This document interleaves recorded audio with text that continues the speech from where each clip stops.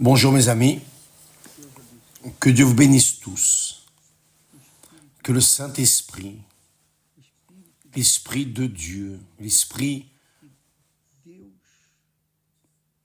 que Dieu, de manière gratuite, a donné à ceux dont les cœurs sont sincères envers lui, qui en cet instant, vous qui êtes en train de prier, qui cherchez la présence de Dieu, vous êtes en train de consacrer votre vie, vous êtes en train de consacrer votre vie à quelqu'un que vous ne voyez pas, touchez pas, sentez pas, mais vous avez la certitude qu'il existe. Ça, c'est la foi. Ça, c'est la foi qui guide la vie de ceux qui sont sauvés, ceux qui sont appelés et élus. Et hier, nous parlions au sujet du péché impardonnable, quand la personne blasphème contre le Saint-Esprit, il n'y a pas de pardon.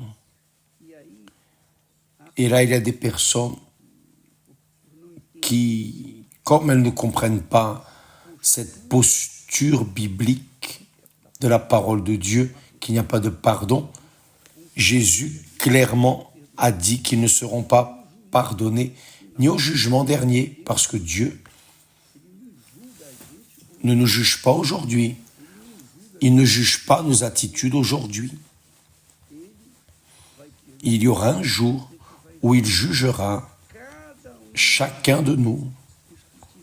Ceux qui sont morts en Christ Jésus, dans la foi du Seigneur Jésus, seront jugés par le tribunal de Christ. Celui qui les a sauvés va les juger. Tous seront sauvés, mais tous seront jugés. Mais il y aura le jugement de ceux qui sont incrédules, qui n'ont pas accepté, qui par exemple ont blasphémé contre le Saint-Esprit. Donc, ils seront jugés par le tribunal du Père. Et là, comme ils n'auront pas accepté le Seigneur Jésus comme leur Seigneur, leur Sauveur, leur Rédempteur, ils n'auront pas non plus d'avocat auprès du Père pour les défendre. Donc ils seront condamnés, parce que l'âme qui pêche est celle qui mourra, c'est écrit. Et on ne peut pas changer cela. Ce qui est écrit, on ne peut pas le changer. Mais, parlant encore au sujet du péché contre le Saint-Esprit, il y a ceux qui demandent évêque. Comment sais-je si j'ai péché ou je n'ai pas péché contre le Saint-Esprit? Je vais vous dire l'histoire d'une personne que j'ai entendue il y a quelques années, beaucoup d'années en arrière. J'étais au début de mon parcours de la foi. Donc, mon pasteur a dit qu'il y avait une certaine personne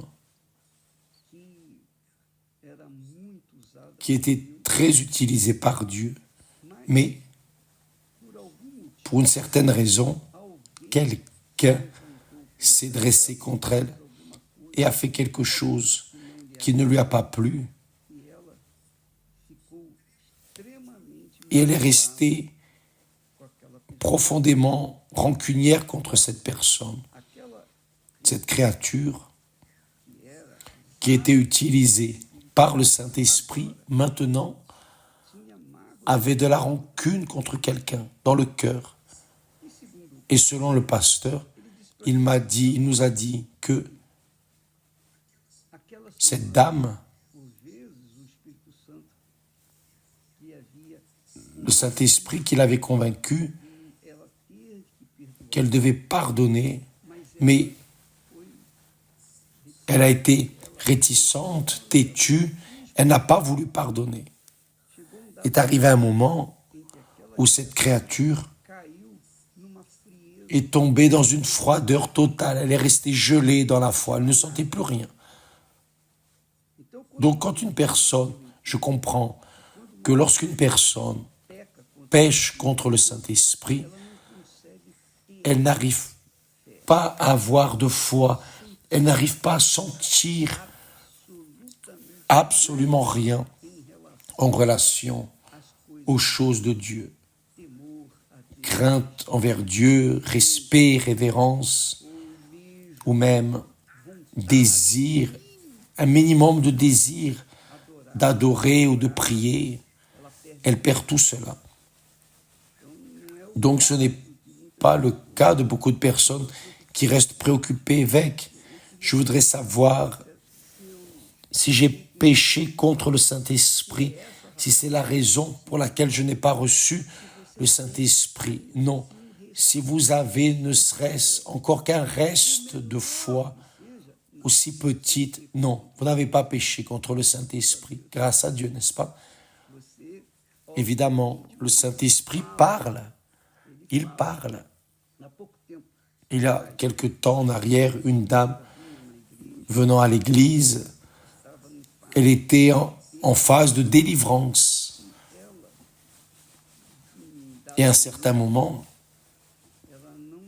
elle n'a pas supporté la pression à cause de sa dépression et elle s'est lancée du 4e étage de l'édifice. Quand elle est tombée, durant 10 minutes, Dieu lui a donné 10 minutes pour se repentir. Parce qu'elle connaissait la parole. Elle était venue à l'église, elle avait entendu parler de Jésus, elle avait entendu parler que Jésus la sauverait, mais elle n'a pas persévéré. Et elle s'est précipitée et elle s'est lancée du 4e étage. Mais durant ces 10 minutes où elle était en train de bouger encore, à un certain moment,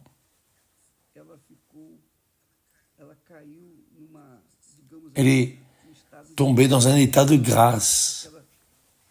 Parce qu'en un moment, évidemment, dans ces 10 minutes que Dieu lui a données, elle s'est repentie et a été sauvée. C'est-à-dire 10 minutes qui manquaient pour qu'elle meure. Elle a eu du temps de se repentir et d'être sauvée. Donc elle a été sauvée. Dans le cas de Judas Iscario, par exemple, il a eu du temps pour se repentir, mais il ne s'est pas repenti.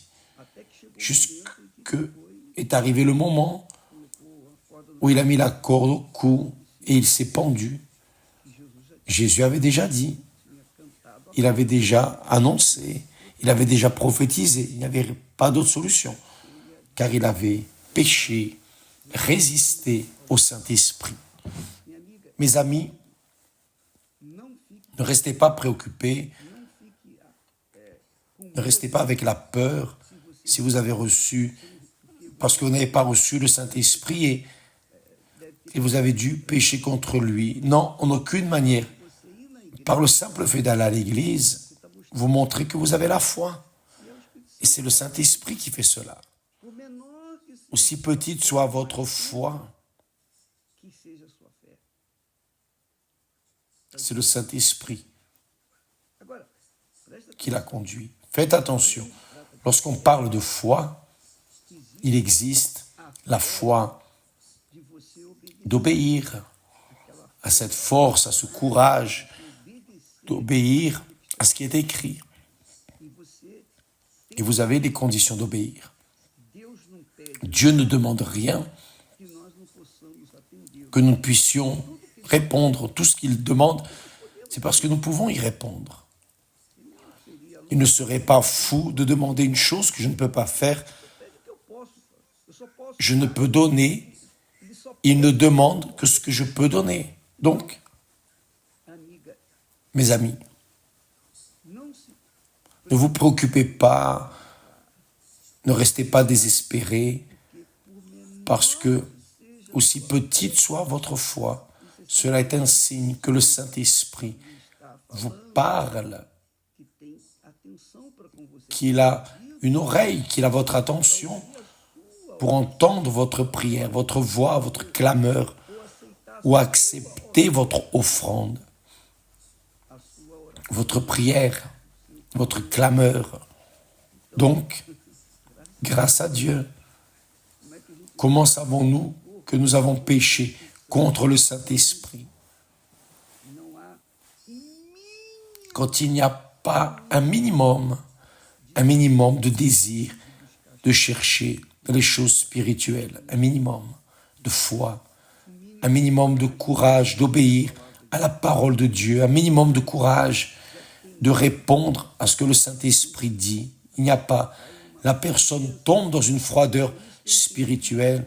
C'est ce que j'ai compris en relation à cette personne qui était une grande prêcheresse, faisait beaucoup de miracles, etc. Et nous voyons que beaucoup de personnes, comme l'apôtre Paul, l'apôtre Pierre dit, que beaucoup d'antéchrists sont sortis dans ce monde, c'est-à-dire des personnes qui étaient de Jésus, sont devenues contre Jésus, c'est-à-dire des personnes qui ont péché contre le Saint-Esprit et maintenant sont définitivement passés du côté du diable et font le travail, aident le diable dans la destruction de tant d'autres personnes. Donc, nous devons faire attention pour que la voix du Saint-Esprit soit entendue, car il parle dans le cas de cette dame qui s'est suicidée, qui s'est lancée du 4e étage. Elle a eu le temps de se convertir. Elle a eu le temps et elle s'est convertie parce que, selon ce dont nous avons eu connaissance, son semblant était celui d'une personne en paix, car Dieu l'avait exaucé. Bien, nous sommes en train de parler du Saint-Esprit. Nous allons continuer à parler durant toute cette semaine. Demain, nous allons traiter du thème des langues étranges. Que veut dire les langues étranges? Pourquoi parler les langues étranges si personne ne comprend? Pourquoi parler en langues étranges? Nous allons parler de ce sujet à partir de demain pour préparer tout le monde au jeûne de Daniel qui commence dimanche prochain, de samedi à dimanche. Donc, nous allons nous préparer parce que ce sera 21 jours d'abstention totale d'informations séculières, sport, art, conversations futiles, réseaux sociaux. Tout cela sera laissé de côté. Qui veut? Personne n'est obligé. Le jeûne de Daniel est quelque chose de très spécial et qui dépend de chacun. Mais je ne veux pas que vous fassiez le jeûne à cause de mes paroles. Non, vous devez faire le jeûne pour vous-même. Je suis disposé à payer le prix pour recevoir le Saint-Esprit. Car une fois que je recevrai le Saint-Esprit, j'aurai le trésor du royaume des cieux en moi. Et ce trésor va conserver mon âme sauvée jusqu'à ce jour. Donc, mes amis, cela vaut la peine de faire le sacrifice d'information. Je sais que c'est difficile. Parfois, c'est plus difficile de sacrifier les informations séculières, bien plus maintenant, des guerres, et tout le monde veut savoir ce qui se passe en Orient. Comment est le développement de la guerre ou des guerres, aussi comme en Europe. Nous tous, nous voulons avoir des informations, mais nous allons laisser pendant 21 jours les pensées complètement immergées dans la parole de Dieu. Nous allons parler de la parole de Dieu, enseigner la parole de Dieu, comme nous faisons ici quotidiennement. Mais la personne va se dédier à s'immerger sa pensée dans les pensées de Dieu. Ça, c'est le jeûne de Daniel. 21 jours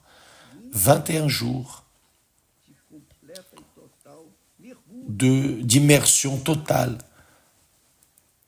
dans l'océan des pensées de Dieu.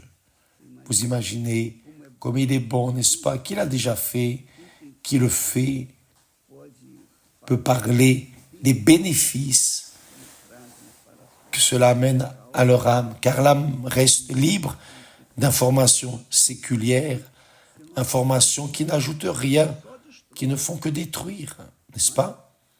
Parce que lorsque vous lisez, lorsque vous écoutez un ragot d'ici ou de là, de guerre, de bruit de guerre, la tendance est de rester préoccupé, suffoqué d'informations qui ne lui font que du mal à son âme. Et c'est la réalité. Donc nous resterons 21 jours cherchant le Saint-Esprit. Je sais que vous avez déjà reçu le Saint-Esprit, évêque. Je vais faire le jeûne de Daniel pour rénover ma foi. Moi aussi, je vais faire le jeûne avec vous pour rénover ma foi, pour plonger dans les choses de Dieu et rester complètement livré à la voix du Saint-Esprit, car il veut parler, il veut nous parler à tous, spécialement dans ces derniers temps. Il vient pour parler, nous diriger, nous conduire, pour que nous sachions comment nous comporter devant ce monde chaotique où nous vivons. D'accord? Donc, à partir de dimanche prochain, le jeûne de Daniel, 21 jours, jeûne d'information, tout et n'importe quelle information séculière. La personne me demande, évêque, et les feuilletons bibliques? Les feuilletons bibliques parlent de foi. Je sais qu'il y a l'art, mais tout renvoie à la foi. La foi dans le Dieu d'Abraham, d'Isaac, d'Israël, la foi que les rois ont eue, les expériences qu'ils ont eues et les erreurs et ce qu'ils ont fait de correct. Tout renvoie à la foi biblique. Donc le feuilleton biblique est là parce qu'il est bon pour vous. Moi, j'aime beaucoup. J'aime beaucoup de ce que nous voyons, qui aide notre foi. Aide notre foi, ajoute, augmente notre foi. D'accord? Nous en restons là et demain nous serons de retour traitant de ce thème des langues étranges. Pourquoi parler en langues étranges? Pourquoi avoir les langues étranges? Grâce à Dieu. Que Dieu vous bénisse et à demain au nom du Seigneur Jésus. Amen. N'oubliez pas aujourd'hui, dans toutes les églises universelles, qui fait partie de la famille de Dieu. Ce n'est pas de l'église universelle, mais qui fait partie de la famille de Dieu. De la famille de Dieu. Aujourd'hui, viennent participer à la Sainte Seine, la cérémonie à laquelle nous participons au corps et au sang de notre Seigneur Jésus-Christ. Si vous voulez, soyez bienvenus au nom du Seigneur Jésus. Amen. Grâce à Dieu.